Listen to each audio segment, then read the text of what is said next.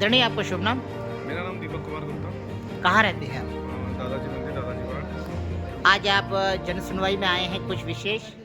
विशेष ये है कि मैं पेशे से निर्माण कार्य का कार्य करता हूँ और मैंने एक निर्माण कार्य का काम लिया था जो ओमकारेश्वर में स्थित है। स्वर्णकार समाज की धर्मशाला है और काफ़ी अच्छी धर्मशाला है, अच्छे सभ्य लोग हैं।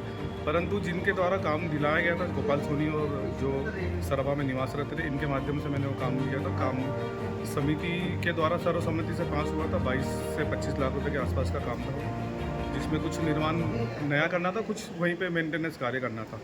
जो मैं मटेरियल सुविधा मैं उसको निर्माण निरंतर रूप से कर रहा था और राशि का भुगतान भी समय समय पे लेते जा रहा था। परंतु जब मैंने राशि की मांग करी कार्य को आगे बढ़ाने के लिए, मैंने कहा तो कुछ राशि कम ज़्यादा भी होंगी तो अपन आखिरी में उसका फाइनल हिसाब कर लेंगे। तो मेरे को राशि दी नहीं गई और मेरे पे दबाव बना गया कि नहीं, आपको हम राशि देंगे नहीं, आपको खुद ही करना होगा, आपको खुद ही करना होगा। तो मैं कार्य को तेज़ी से नहीं कर पाया और उसके बाद में फिर जो अंदरूनी बात है, जैसे कमीशन मांगने वाली बात है, जो इसकी मेरे पास में रिकॉर्डिंग वगैरह भी है, जो दस्तावेज मांगेंगे मैं देने को तैयार हूँ। और मेरे मजदूर जो थे, जिन मतलब इनकी जो कालाबाजारी को बंद करने जो ये समिति के साथ जो ये धोखाधड़ी कर रहे दोनों लोग, उसको इनको डर भरा गया कि दीपक के माध्यम से ऐसा नहीं हो कि कल को हमको फंसा दो। और एक दो लोग और हैं जिनको मैं सामने लाऊंगा समय आने पर।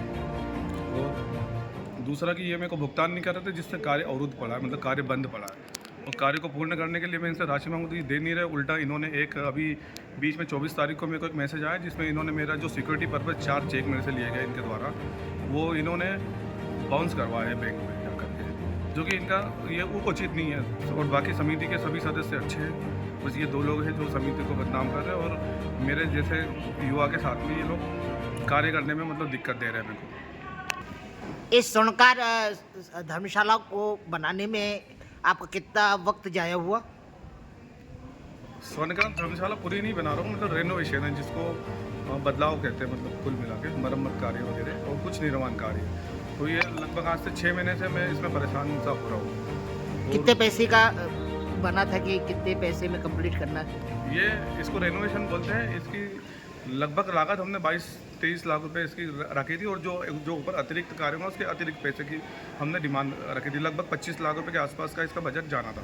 तो आपने कितने तक रुपए का काम कर दिया था? अभी मैंने लगभग 5 से 5.5 लाख रुपए का इसमें कार्य कर दिया है, जो निरंतर चालू था। और अब फिर मैंने जब पैसे की मांग रखी तो ये पैसे नहीं दे रहे हैं, जिस कारण मेरे को कार्य करने में दिक्कत आ रही है। एक तो मैं यहाँ से 7 किलोमीटर दूर जाता हूँ, मेरी लेबर भी पैसे की मांग करती है और एडवांस राशि के तौर पे मैंने इनसे मांगा, जबकि इनको सिक्योरिटी पर्पस मैंने चेक भी दे रखे। मैं किसी तरह से कोई फर्जी या धोखाधड़ी करने की नीयत से वहाँ काम करने नहीं गया था।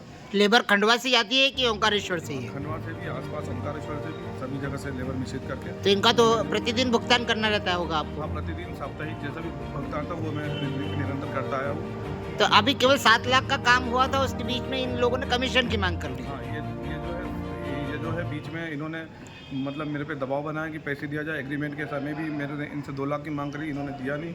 हाँ। और जिसके तथ्य है मेरे पास में, मतलब मैं ये कितना कमीशन मांग रहे हैं आपसे? बोल रहा हूँ, ये 30% की मेरे से मांग करते हैं। अरे बाप रे, यानी 2 लाख पे 60,000 रुपये। हाँ, ये 30% की मांग में से शुरू से करते हैं, जिसके मेरे पास में एविडेंस है जो मैं दे सकता हूँ। जितने भी मेरे पास उपलब्ध है मैं बता सकता हूँ। और दूसरा ये कि मेरी गैर मौजूदगी में, जैसे मैं खंडवा निवास करता था, तो मेरे जो ग्रामीण मजदूर थे उनको भी बोलते थे कि इसको भगा देंगे हम, तुम काम करो, इसको भगा देंगे, क्योंकि वो मेरे से थोड़े से भयभीत से हो गए थे कि ये राज जानता है। इन्होंने और भी अन्य लोगों के साथ भी इसी तरह की घटना करी, जो सारी मेरे पास में जानकारी उपलब्ध है। समय आने पर मैं वो बता सकता हूँ। तो आप आज जन सुनवाई में जिला कलेक्टर के समक्ष प्रस्तुत हुए, तो क्या कहा उन्होंने आश्वासन दिया है कि उचित कार्रवाई करेंगे। और दूसरा ये कि मैंने कार्य लिया था, उस कार्य के बदले में जैसे मैं यहाँ से दूर गांव में काम करता था ओंकारेश्वर जाकर के, तो इस कार्य के चक्कर में मेरे दूसरे काम भी जो मैं जिससे मेरा अर्निंग जो आवक थी मेरी वो बंद होगी। और अब ये मेरे को भगाना चाहते किसी भी तरह षड्यंत्र कर करके कि मेरा चेक कभी धमकी दे रहे, कभी घर आके बोल रहे, कभी किसी के माध्यम से। तो क्या वो चेक बाउंस करने का क्या पर्पस था इनका? वो मोटिवेट मैं भी नहीं जानता हूँ। उन्होंने 3 लाख रुपये का चेक मेरा एक बाउंस किया, जिसका मैसेज मेरे पास आया है। और यहाँ से मेरे को थोड़ी आहत हुई। ये एक बार घर भी गए थे कि हम केस कर देंगे, हम ये कर देंगे। तो कारण इसका पता है कि केस क्यों कर देंगे। वो चेक लगाने का औचित्य पता है कि क्या, मतलब चेक कहते क्या आपने मेरे द्वारा किया गया कार्य का मूल्यांकन करा है, जबकि मैंने इनको इंस्ट्रूमेंट भी बना के दिया था कि इतनी राशि का सामग्री आ गई, इतनी राशि इसमें लगी, इतनी। और मेरे को बतौर बाहर काम करने के लिए मेरे को एडवांस पैसे देना पड़ता है लेबर को कार्य के प्रति, तो वो भी मैंने भुगतान कर दिया। अब मैं उसको कैसे रिकवर करूँ, मेरा कार्य बंद करके रखा इन्होंने। और इस काम में आपकी कितनी उधारी हो गई?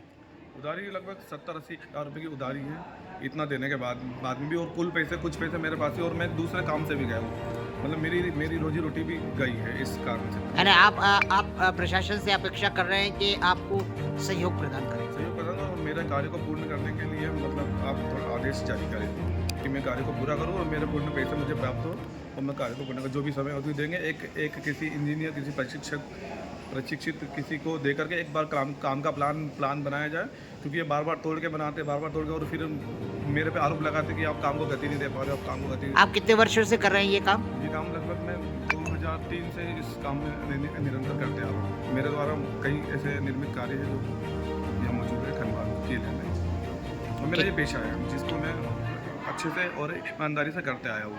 मैंने इस मामले की जानकारी समिति के कुछ वरिष्ठ लोगों को भी दी है, परंतु मेरे को वहाँ से कोई सहानुभूति नहीं मिली, इसलिए मैं मजबूर होकर कलेक्टर साहब के पास मिलना चाह रहा हूँ। जनसुनवाई में अपेक्षा और आशा करता हूँ कि न्याय होगा।